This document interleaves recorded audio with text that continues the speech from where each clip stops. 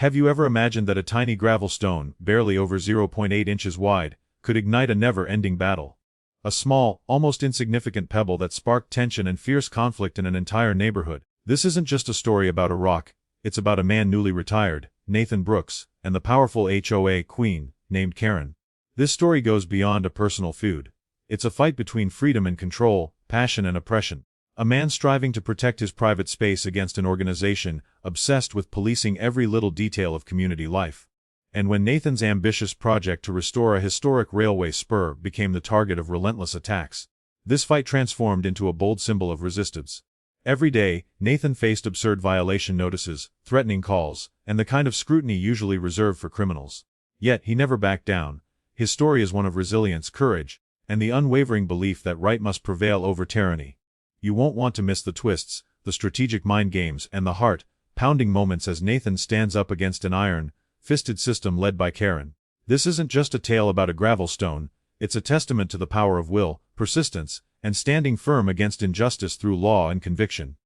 Join me as we uncover this untold story, to realize that sometimes, the smallest things can become the turning point that changes everything.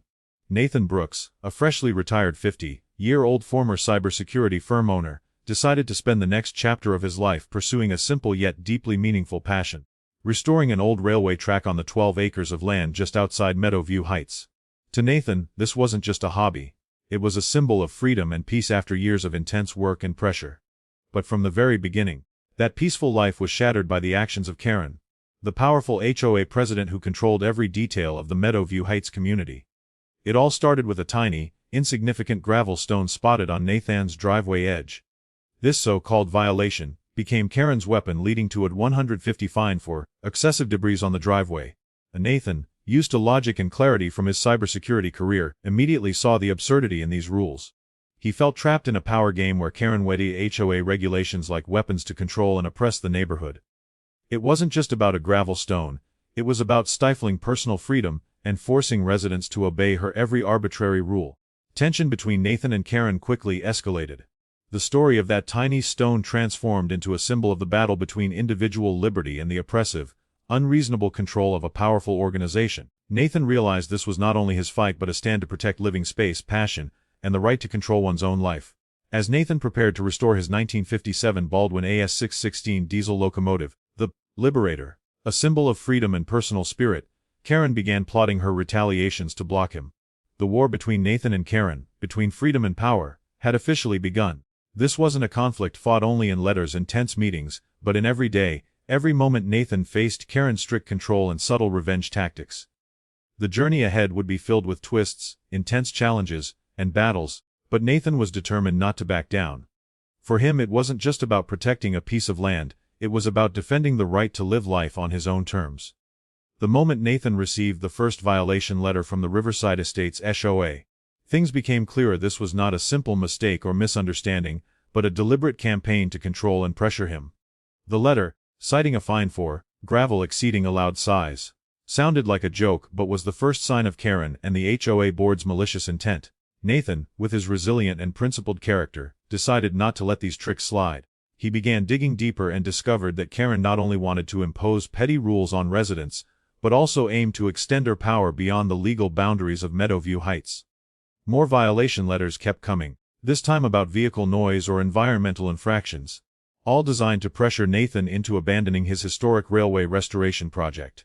But Karen didn't stop there. She employed even more cunning tactics, hiring people to monitor, film, and sabotage Nathan's work. Each passing day, Nathan felt the tension rise, yet he remained steadfast. He wasn't just fighting for his land but for personal freedom and respect for everyone's passions and choices within the community.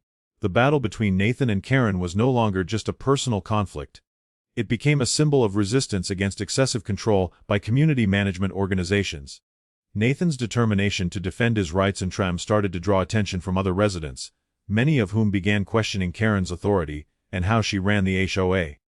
When Nathan teamed up with experts and lawyers, he aimed not only to protect his railway project but also to reform the HOA into a fairer, more transparent community. Nathan's story is a journey of persistence, courage to stand against forces trying to control every tiny aspect of life. A story about power, justice, and unwavering determination. The tension kept building as Karen escalated her campaign against Nathan. She leveraged every possible rule and regulation to make his life difficult, but Nathan refused to back down. His restoration of the 1957 Baldwin diesel locomotive wasn't just a hobby. It was a symbol of his independence and a tribute to the history he cherished. Despite the HOA's constant surveillance and petty complaints, Nathan organized his allies. Contractors like Vince, his lawyer Ethan, and neighbors who admired his courage. They worked together to ensure all permits were in place and every legal step was covered. Every time Karen tried to find a fault, like a leaking truck or noise complaints, Nathan was ready with evidence, permits, and smart counters. One of the most intense moments came when Karen parked her BMW deliberately on Nathan's private railway crossing, blocking his locomotive's path. It was a bold provocation meant to intimidate him, but Nathan responded with calculated calm. Instead of reacting in anger, he gave a final warning and then slowly, but firmly pushed the BMW off the tracks with his powerful locomotive. This act shocked the entire community and turned the tide of public opinion. Karen's reign of control began to crumble as more residents saw her overreach and petty vengeance for what it was: an abuse of power. The HOA meeting where her authority was challenged became a turning point. Her isolation grew, and her influence waned. Nathan's story became more than a personal battle, it inspired others to question unfair authority and stand up for their freedoms. His railway wasn't just restored tracks and steel, it was a symbol of resilience, justice, and the unyielding spirit of one man against tyranny. After the dramatic and intense confrontation with Karen over the unauthorized gravel on his driveway, Nathan realized that his battle was about much more than just a few pebbles. It had become a symbol of a deeper struggle, a fight for personal freedom against an overreaching HOA authority that sought to control every tiny detail of residents' lives. His successful defense using permits, legal notices, and his massive locomotive had rallied some neighbors, but Karen was far from defeated. Karen, the HOA president, responded with increasing hostility. She escalated her campaign of harassment, calling county inspectors to scrutinize Nathan's property for any violations, no matter how minor. She sent daily laminated copies of HOA bylaws and violation notices taped to his construction equipment, as if hoping to intimidate him into submission. Her efforts included complaining about environmental violations and alleging unauthorized earth movement, even though all permits were properly filed and public regulations respected. Despite the mounting pressure, Nathan found unexpected strength in the support of a few close allies. Vince and his crew remained steadfast, working tirelessly to maintain the railway project and to shield Nathan from Karen's petty interference. Vince's practical experience and grounded attitude were a steadying force amidst the chaos. Meanwhile Ethan, Nathan's sharp and determined lawyer, tirelessly defended his rights in legal correspondence and meetings with county officials. What surprised Nathan most was the slow but steady shift in the attitude of Meadowview Heights residents. Many who had been distant or fearful of the HOA's strict rule began to question Karen's leadership. As the relentless enforcement of trivial rules, like fines for mailbox colors and flower arrangements, became public knowledge, sympathy for Nathan grew. His battle against the HOA's micromanagement was increasingly seen as a stand for everyone's personal freedom and property rights.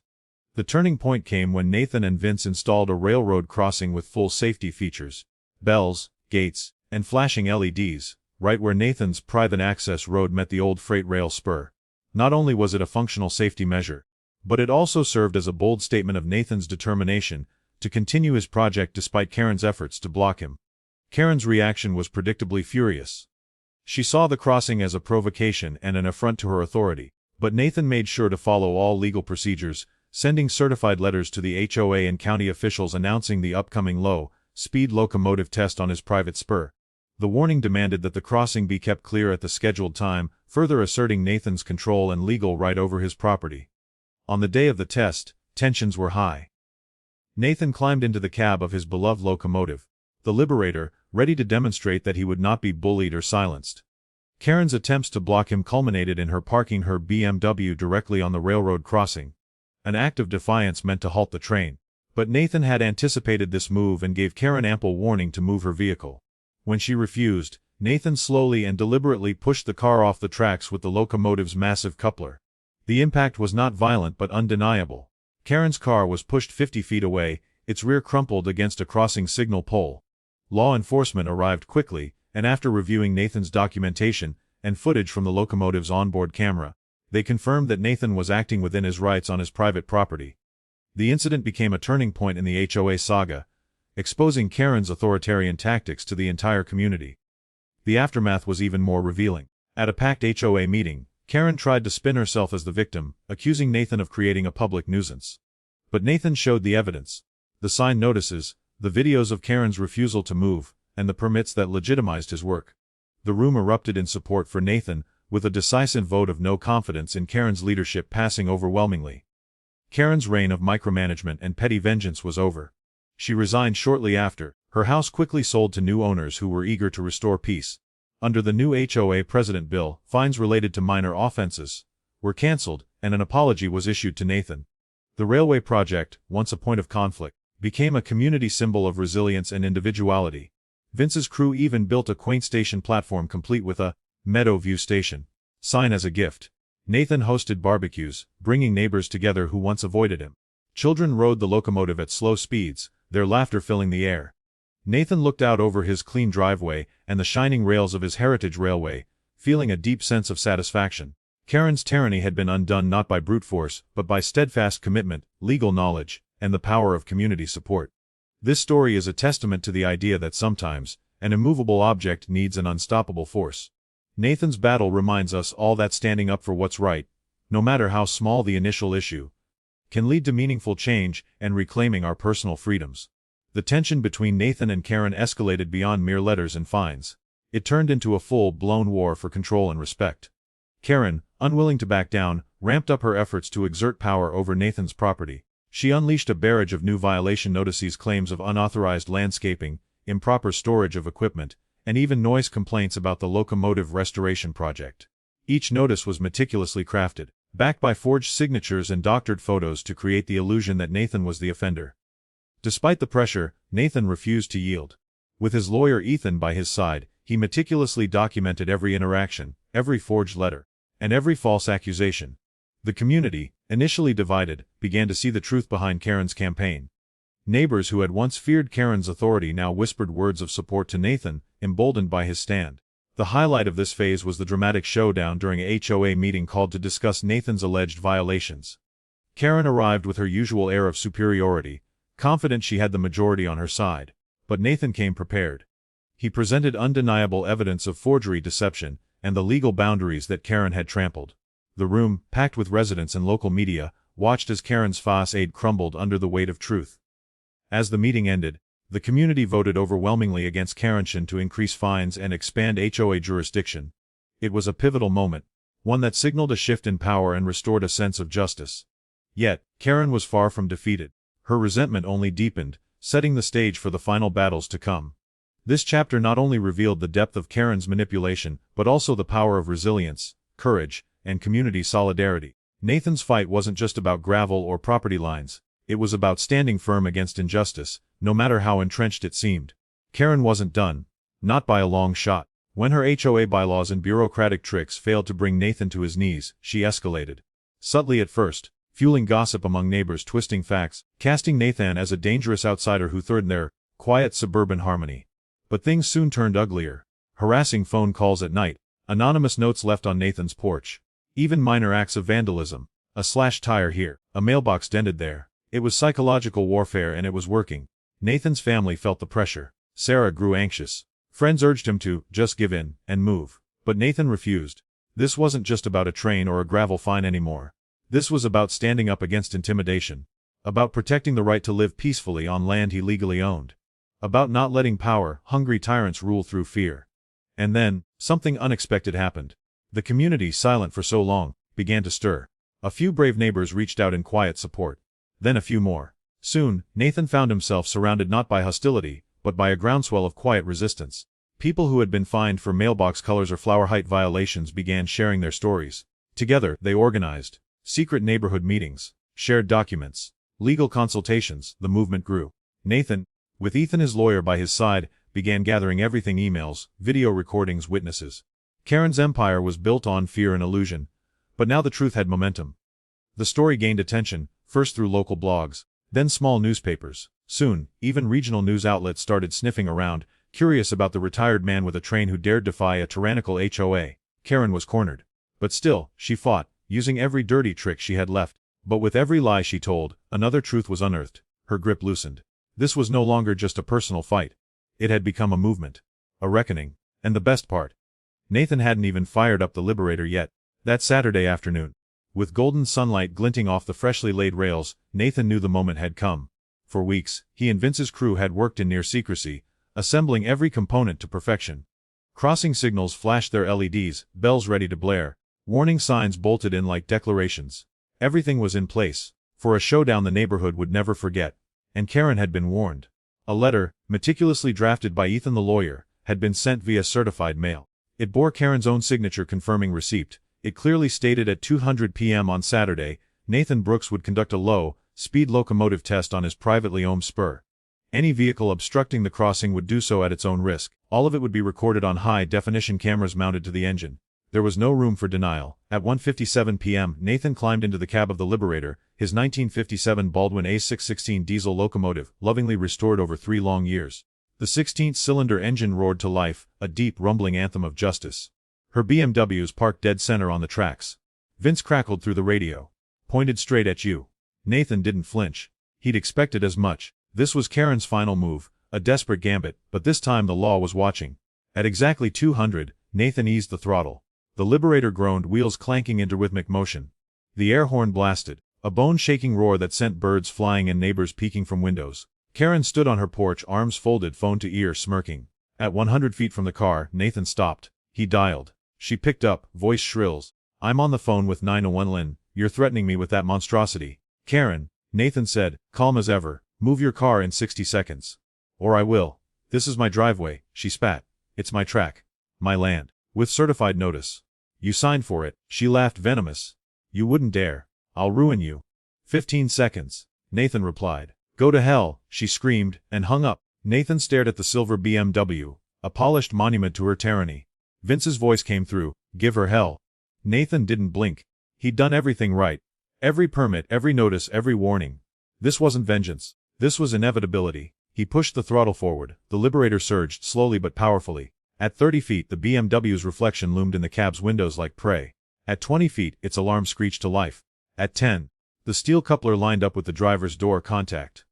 There was no explosion. Just a sharp metallic ping as the coupler pierced the door, followed by the crisp shatter of glass and the groan of metal folding like paper. The BMW was pushed 50 feet clear, its back end mangled against the crossing pole in a final cry of defeat. Nathan killed the engine. Silence fell, except for the faint wails of Karen in the distance. Police cruisers arrived minutes later. Karen sprinted to them, shrieking accusations of attempted murder. Nathan stepped down from the cab, binder in hand, calm and composed. He handed Deputy Harris the deed, the permits, the certified notice, and HD footage of the incident. The deputy watched the video, warning cocked, then he looked at Karen. "It's his land," he said. "His warning. His right. Civil matter. No charges." Karen's face drained of color. "I suggest," the deputy added, "you don't park on his tracks again." A Nathan smiled faintly.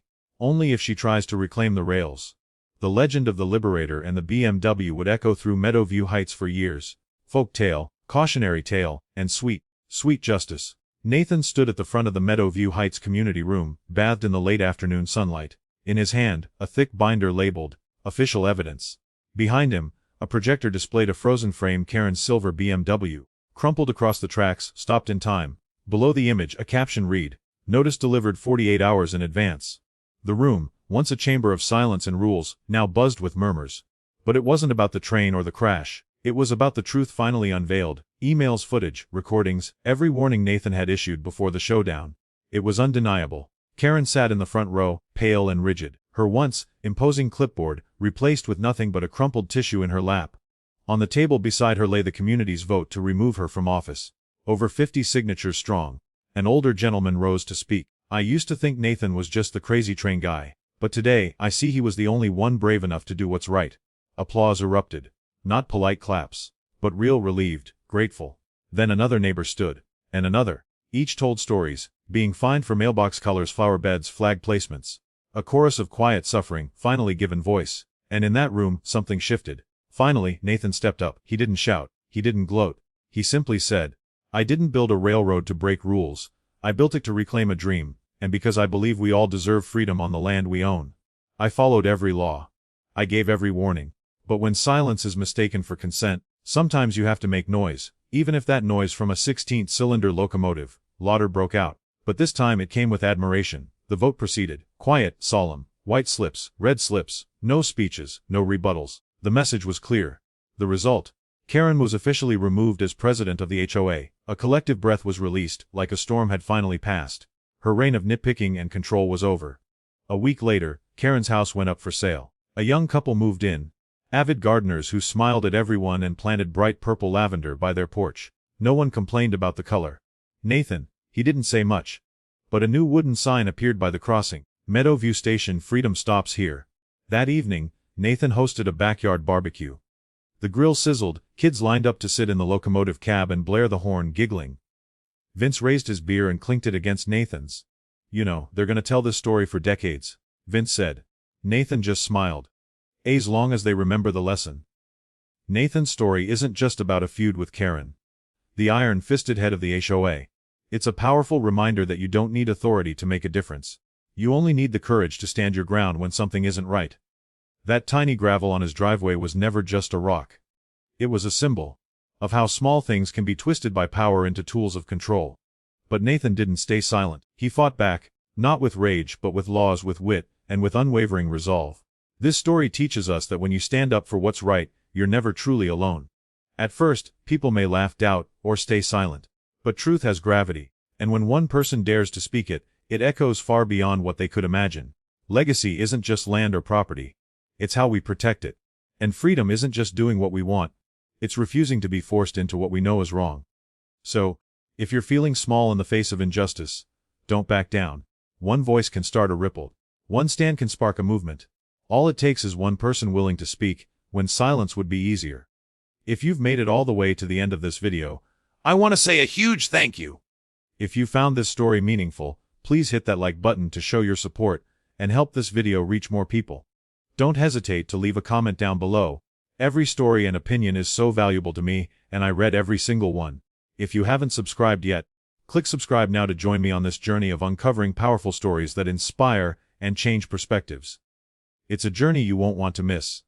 And if you found this video helpful, please share it with your friends, family, or anyone who needs a little encouragement. A strong voice to stand up for what they believe in. Thank you so much for being here and supporting me.